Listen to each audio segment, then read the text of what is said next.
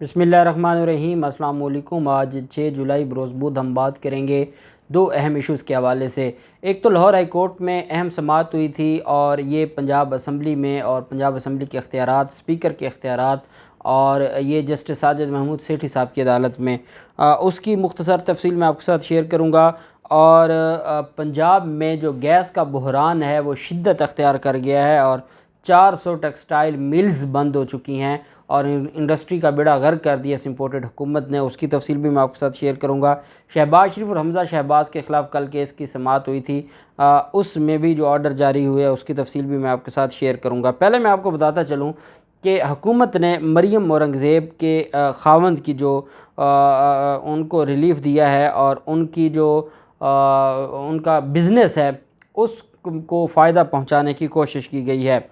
तहरीक इंसाफ के रहनुमाओं की तरफ से ये इल्ज़ाम लगाया गया है कि टोबैको लॉबी हुकूमत के आगे बिछी जा रही है, जिसकी वजह मरियम औरंगज़ेब के शौहर हैं जो पाकिस्तान में सिगरेट कंपनी के बिज़नेस को देखते हैं। फवाद चौधरी ने ये एक ट्वीट किया है और कहा है कि तमाम अखबारात में आधे सफ़े के इश्तिहार हैं, टोबैको लॉबी हुकूमत के आगे बिछी जा रही है। फवाद चौधरी ने कहा कि पाकिस्तान की मुसल्लत हुकूमत वाहिद वो हुकूमत है जो तंबाकू को पजीराई दे रही है। इसकी वजह एक ऑस्ट्रेलियन शहरी अली तरीन है, ये कैंडी क्रश चैम्पियन के ख़ावंद हैं। वो मरियम औरंगज़ेब की बात कर रहे हैं कि वो कैंडी क्रश खेलती हैं, लिहाजा मज़ीद टैक्स रिलीफ़ और हुकूमत को अरबों रुपए का टीका लगाया जाएगा। और तमाम अखबारात में आधे सफ़े के इश्तिहार दिए गए हैं और ये इश्तिहार इस वजह से दिए गए हैं कि वो इस बिज़नेस को बढ़ाना चाहते हैं। और साथ उनकी तरफ से ये भी कहा गया कि मरियम औरंगज़ेब के शौहर इंपोर्टेड सिगरेट बनाने वाली कंपनी में काम करते हैं। मरियम औरंगज़ेब के शौहर पाकिस्तान में सिगरेट कंपनी के बिज़नेस को देखते हैं। क्या 2013 से अब भी फिर मरियम ने शौहर की एमा पर महंगे सिगरेट पर टैक्स छूट नहीं लेकर दी? कोई इनसे पूछेगा? ये हमारा निज़ाम है, जिस तरीके से ये हमारे निज़ाम को दिन ब दिन तबाही की तरफ लेकर जा रहे हैं और अपने मफादात के लिए। अब अगर मरियम औरंगज़ेब जैसों को नवाजा जाएगा तो सलमान शहबाज को तो फिर कितना नवाजा गया होगा, हसन नवाज़ को, हुसैन नवाज़ को कितना नवाजा जा रहा होगा। और अगर मरियम औरंगज़ेब जैसों की ये हालत है तो फिर बाकियों का क्या हाल होगा। ये जो निज़ाम है ये दिन ब दिन हमारा तबाही की तरफ जा रहा है। ये जो इम्पोर्टेड हुकूमत है इसने इस निज़ाम को तबाह व बर्बाद कर दिया है और सिर्फ़ पैसा बनाया जा रहा है, सिर्फ़ अपने मफादात की खातिर सब कुछ किया जा रहा है। कौम के लिए कुछ नहीं किया जा रहा, अवाम उन्नास के लिए कुछ नहीं किया जा रहा, सिर्फ़ और सिर्फ अपने मफादात हैं। और ये मफादात की जंग है जो ये लड़ रहे हैं और अपने फ़ायदे ये उठा रहे हैं और ये पाकिस्तान के ख़िलाफ़ किसी भी हद तक जा सकते हैं और पाकिस्तान को नुकसान पहुंचाने के लिए, अपने फ़ायदे के लिए पाकिस्तानियों को ये कोई भी रगड़ा लगाना चाहते हैं। उसकी वाज़ेह मिसाल है पंजाब में 400 जो टेक्सटाइल मिल्स हैं वो बंद कर दी गई हैं क्योंकि पंजाब में गैस का बहरान है और टेक्सटाइल मिल्स को इन्होंने गैस बंद कर दी है, जिसकी वजह से 400 टेक्सटाइल मिल्स बंद हुई हैं। एप्टमा का वज़ीर आज़म को ख़त सामने आया है, हज़ारों मुलाजमीन बेरोज़गार हैं, $1 अरब की एक्सपोर्ट में कमी का ख़दशा पैदा हो गया है, $1 अरब की। और ये इम्पोर्टेड हुकूमत, क्योंकि इनका मकसद ये नहीं है और इनका मकसद सिर्फ़ और सिर्फ अपना पैसा बनाना है। आल पाकिस्तान टेक्सटाइल मिल्स एसोसिएशन के पैटर्न इन चीफ गौहर एजाज़ ने शहबाज शरीफ को ख़त लिखा है और उसमें ये लिखा है कि पंजाब की टेक्सटाइल मिल्स की गैस की बंदिश की वजह से 400 के करीब मिल्स बंद हो गई हैं, जिससे अरबों रुपए का, अरबों डॉलर का नुकसान हो रहा है पाकिस्तान को। और उन्होंने कहा कि अगर ये बरकरार रहा तो तकरीबन $1 अरब की एक्सपोर्ट में कमी का ख़दशा ज़ाहिर किया गया। उनकी तरफ से जो ख़त लिखा गया है, शहबाज शरीफ से कहा गया है कि ये इतना बड़ा बिज़नेस है, पहले इन्होंने ज़राअत को तबाह कर दिया, अब ये टेक्सटाइल जो पाकिस्तान में सबसे बड़ा बिज़नेस है उसको अब तबाह करना चाहते हैं।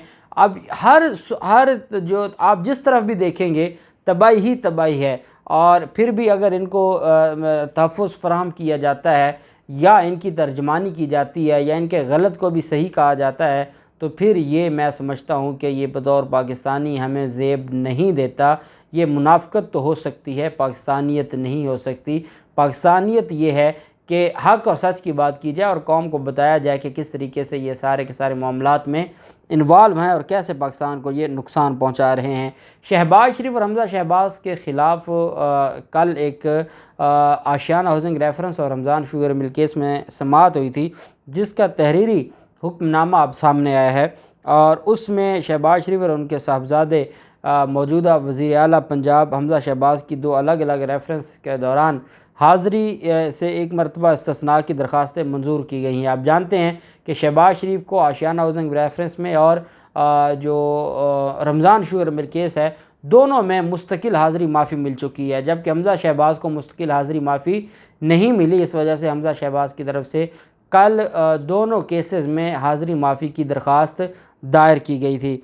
उसमें आशियाना हाउसिंग स्कीम केस की समाअत के लिए अदालत के सामने उन्होंने पेश होना था, रमज़ान शुगर मिल केस में पेश होना था, लेकिन उसमें पेश ना हुए और हाज़री माफ़ी की दरख्वास्त दी गई और अदालत की तरफ से एक दिन की हाज़री माफ़ी मंजूर की गई हमज़ा शहबाज की। उनके वकील अमजद परवेज़ साहब ने मुस्लिम लीग नून के सीनियर रहनुमाओं की जानिब से उनकी हाज़री से इस्तिस्ना की दरख्वास्त दायर की गई दरख्वास्त में ये मौक़िफ़ अपनाया गया कि शहबाज शरीफ और हमज़ा शहबाज मसरूफ़ हैं और वो आज अदालत पेश नहीं हो सकते और दोनों की अदम पेशी से ट्रायल पर कोई भी ट्रायल मुतासर नहीं होगा। दरख्वास्त में इस्तदा की गई कि हमज़ा शहबाज और शहबाज शरीफ की आज की हाज़री माफ़ी की दरख्वास्त मंजूर की जाए और अदालत में ये आशियाना हाउसिंग रेफरेंस और जो रमज़ान शुगर मिल केस है, ये दोनों समाअत के लिए कल मुकर्रर थे।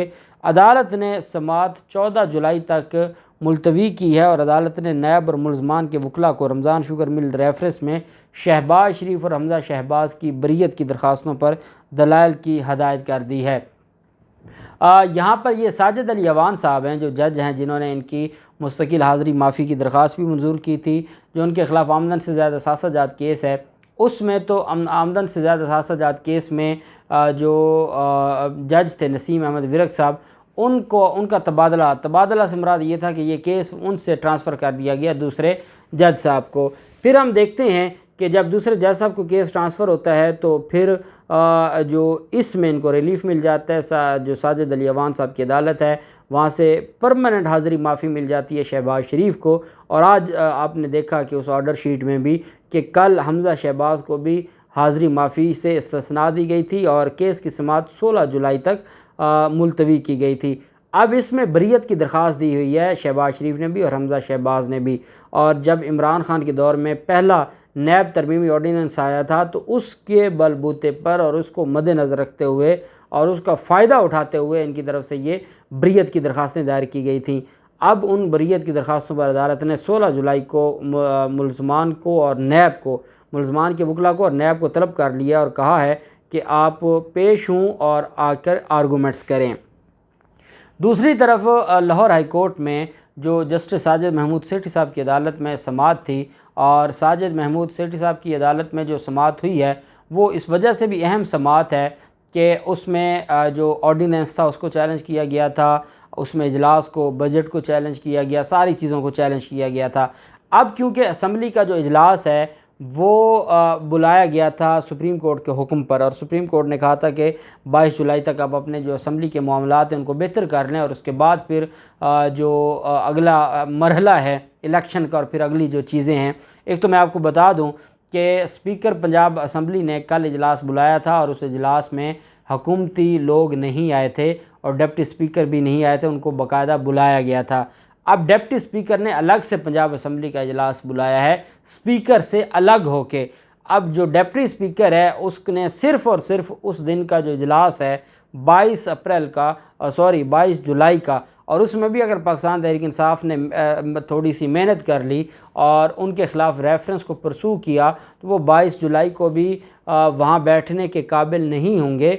उससे पहले वो डी सीट हो सकते हैं अगर इसके ऊपर जो पाकिस्तान तहरीक इंसाफ है वो उस मामले को देख ले।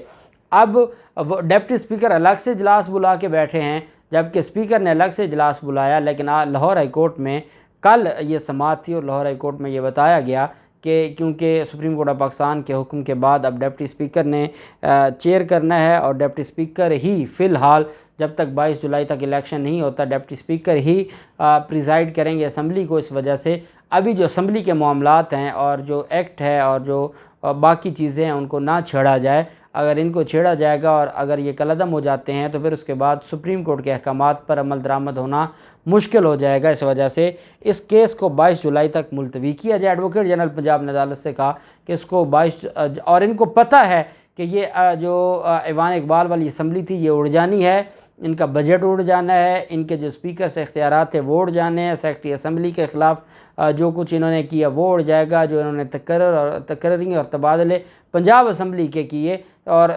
जो इनका लॉ डिपार्टमेंट है वहाँ से लोगों को उठा ये असम्बली में ले आए, तो वो सारा कुछ उड़ जाएगा, इनको पता था। इस वजह से एडवोकेट जनरल पंजाब ने उनसे कहा जो ऑनरेबल कोर्ट से कि इसको 22 जुलाई तक मुलतवी किया जाए ताकि 22 जुलाई को इलेक्शन हो और उस दिन जनाब अगर कोई फ़ैसला देते भी हैं तो उसका असर नहीं पड़ेगा कौमी जो सूबाई असम्बली है उसकी प्रोसीडिंग्स पर। इस वजह से अदालत ने उनकी जो दरख्वास्त है, मैं तो नहीं समझता कि ऐसा कुछ होना चाहिए था। एक तो छुट्टियां हैं, जज साहब ने जाना भी था, उनका अपना भी कुछ मामलात हैं जिसकी वजह से उनको 22 जुलाई तक केस की समाअत को मुलतवी करना पड़ा। अब देखते हैं कि 22 जुलाई को लाहौर हाई कोर्ट क्या जो ऑर्डीनेंस था, जो एक्ट ऑफ पार्लियामेंट बना, जो असम्बली का इजलास था ऐवान इकबाल में और जो बजट था, क्या इस सब को कलअदम करार देती है नहीं देती। जो भी तफसीलात होंगी आपके साथ शेयर करते रहेंगे। अल्लाह पाक पाकिस्तान का हामी और नासिर हो। बहुत शुक्रिया। अल्लाह हाफिज़। पाकिस्तान जिंदाबाद।